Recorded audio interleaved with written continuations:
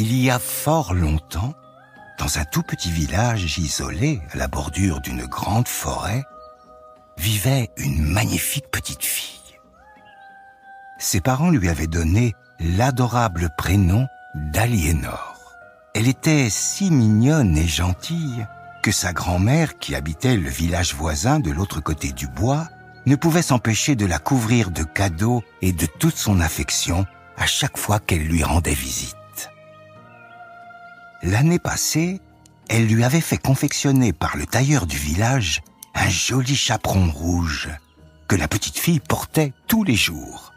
Tant et si bien que tout le monde avait fini par oublier son prénom et l'appelait le Petit Chaperon Rouge. Le Petit Chaperon Rouge était une jeune fille très obéissante et intelligente. Elle savait depuis sa plus tendre enfance qu'il ne fallait pas s'aventurer dans les bois à la nuit tombée, car lorsque le soleil commençait à décliner, le loup sortait pour chercher à manger. Il était grand, gros et surtout très rusé. Il était capable d'inventer les pires histoires pour arriver à ses fins. Il fallait s'en méfier à tout prix. Le Petit Chaperon Rouge avait une grande passion. Lorsqu'elle n'était pas à l'école et que ses devoirs étaient terminés, elle se précipitait dans la cuisine pour faire de la pâtisserie. Elle confectionnait des gâteaux, des tartes et des galettes et en faisait profiter tout son entourage et surtout sa grand-mère qui en raffolait. Comme tous les mercredis, le Petit Chaperon Rouge avait fini de confectionner ses belles galettes et décida d'en porter une à grand-mère. Mais aujourd'hui, les galettes avaient mis du temps à cuire et elle n'avait pas surveillé l'heure. Le soleil commençait à décliner petit à petit dans le ciel lorsque le Petit Chaperon Rouge se mit en route pour aller rendre visite à sa grand-mère. Elle devait passer par le bois et gambadait gaiement lorsqu'elle croisa un ami de sa maman, bûcheron, qui venait de finir sa dure journée de travail. « Bonjour, Petit Chaperon Rouge. Qu'est-ce que tu fais ici à cette heure? Il est bien tard pour traîner dans les bois. Ne sais-tu pas que c'est l'heure où le grand méchant loup sort de sa tanière? Mince, j'avais pas fait attention à l'heure. Et maintenant, j'ai plus le temps de rentrer chez moi. Et grand-mère m'attend et j'aimerais pas qu'elle s'inquiète de pas me voir. Dépêche-toi vite alors, de te mettre en sécurité chez ta grand-mère. Tu veux que je t'accompagne? Non, ça va, merci, c'est plus très loin et j'aime me promener toute seule dans les bois. Mais elle avait tort de ne pas accepter l'aide si gentiment proposée par le bûcheron. À peine l'avait-elle laissé derrière elle que le grand méchant loup sortit de derrière un arbre. « Bonjour, Petit Chaperon Rouge. Qu'est-ce que tu fais ici? Où vas-tu si tard ?» Effrayé de croiser le loup et étonné de sa question, le Petit Chaperon Rouge ne sut pas quoi répondre et resta immobile. « Tu vas voir ta grand-mère pour lui porter tes galettes, n'est-ce pas? Je les sens à travers ton panier. Elles sont encore tièdes. Elles doivent être si bonnes. Je vais t'accompagner chez ta grand-mère. » Ne sachant pas quoi répondre et se sentant piégé, le Petit Chaperon Rouge n'eut d'autre choix que de le laisser faire. D'accord, mais tu sais, j'aime me promener seule dans le bois. Le loup eut alors une idée machiavélique et sauta sur l'occasion pour la mettre à exécution. « Très bien. Alors voici ce que je te propose. Tu me donnes l'adresse de ta grand-mère et je cours là-bas pour t'y attendre. Comme ça, s'il t'arrive quelque chose, je le saurai et je viendrai à ta recherche. » Après ces mots, le loup partit en courant en direction de la maison de grand-mère. Le Petit Chaperon Rouge, se sentant rassuré et pensant s'être débarrassé du loup, reprit son chemin en sautillant.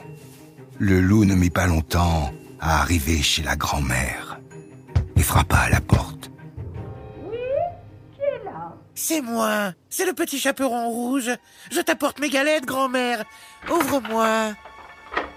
À peine grand-mère eut-elle ouvert la porte que le loup lui sauta dessus, l'attacha, la bâillonna et l'enferma dans un placard. Son plan ne lui laissait pas le temps de dévorer grand-mère. Il s'en occuperait plus tard. Il devait se dépêcher pour mettre tout en place avant que le Petit Chaperon Rouge ne sonne à la porte. Il ouvrit la commode de grand-mère, prit une belle robe de chambre et un bonnet de nuit pour cacher ses grandes oreilles et se jeta dans le lit afin de se faire passer pour la grand-mère malade. Le loup venait à peine de se mettre dans le lit que la sonnette retentit. Le petit chaperon rouge était arrivé devant la porte et attendait que sa grand-mère lui ouvre. C'est toi, petit chaperon rouge? Je suis malade et ne peux pas me lever. Prends la clé sous le pot de fleurs et entre me voir.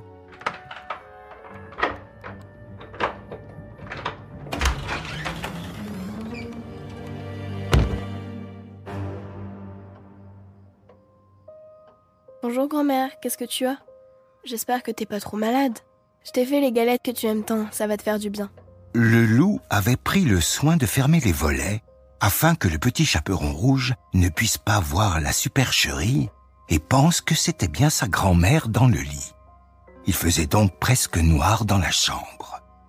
Le petit chaperon rouge, ne se doutant de rien, s'approcha du lit de grand-mère. Mais grand-mère, j'avais jamais remarqué que t'avais un aussi grand nez. C'est parce que je ne suis pas maquillée, ma chérie. J'avais jamais remarqué que t'avais autant de poils non plus, grand-mère. Tu sais, ma chérie, à mon âge, on ne fait plus trop attention. Et c'est vrai que cela fait un moment que je n'ai pas été chez l'esthéticienne. D'accord, grand-mère, mais excuse-moi. T'as pas dû te laver depuis un petit moment parce que tu sens sacrément le chien mouillé. Le petit chaperon rouge n'était pas une idiote. Elle avait très bien remarqué que le loup avait pris la place de sa grand-mère, mais ne savait pas comment lui échapper. Ah bon?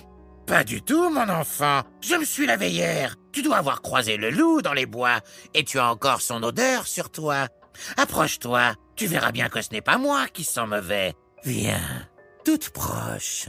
Petit chaperon savait très bien que si elle s'approchait, le loup allait lui sauter dessus et la manger toute crue. Elle jeta alors son panier sur le loup et partit en courant de la maison. Bondissant du lit, le loup se rua vers le petit chaperon rouge. Pas la peine de courir, petit chaperon rouge. Je vais t'attraper et ne faire qu'une bouchée de toi. Au moment où le loup passa la porte de la maison, pensant attraper le petit chaperon rouge, il reçut un énorme coup sur la tête et tomba de tout son poids sur le sol. C'était le bûcheron qui, inquiet de laisser le petit chaperon rouge seul dans les bois, avait décidé de la suivre, afin de s'assurer qu'il ne lui arrive rien. Heureusement, il était arrivé juste à temps pour empêcher le drame. Merci monsieur, j'ai eu tellement peur. Je sais pas comment j'aurais fini si vous n'étiez pas arrivé. Oh, on sait tous les deux comment cela se serait terminé. Viens, allons voir ce qui est arrivé à ta grand-mère. Nous nous occuperons du loup après.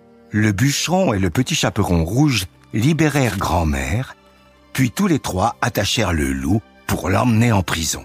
Tu vois, ma chérie, tout finit bien. Mais cela aurait pu être dramatique. Tu dois faire très attention à l'avenir, à ne pas sortir dans les bois aussi tard. Et surtout si d'aventure tu te retrouvais à nouveau retardé, ne refuse pas l'aide qu'on te propose parce que tu préfères te promener seul. C'est bien compris? Bon. Le petit chaperon rouge avait bien compris la leçon. Elle n'arriva plus jamais en retard, ni chez sa grand-mère, ni nulle part ailleurs.